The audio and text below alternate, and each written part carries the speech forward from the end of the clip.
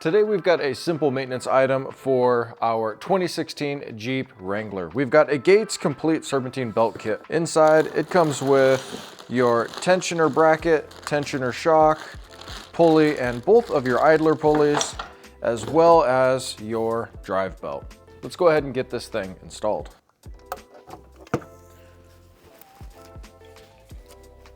Damn, that's got a lot of tension. I just need to get off something. There we go. Came off of the water pump.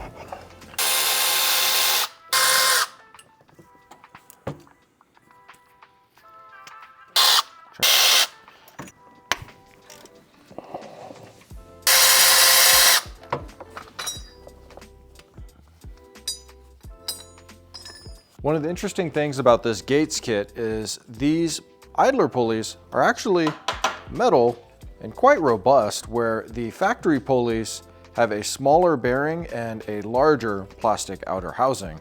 Hopefully these last even longer than these did. Bear in mind that your right side bolt is a different length than the left side. I'm gonna drop our belt in pretty early on. That way we can't miss it and put that middle bracket on and get it in the way. Torque your idler pulleys to 25 Newton meters. And then double check that they spin free.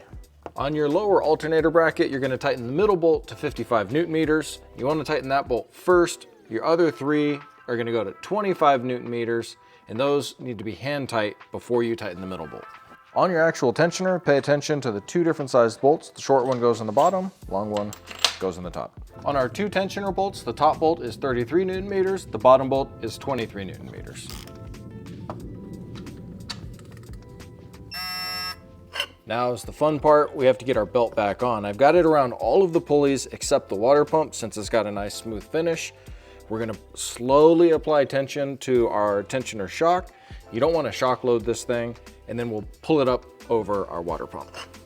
And with our last clamp here, we're all set to go. On to our other maintenance items.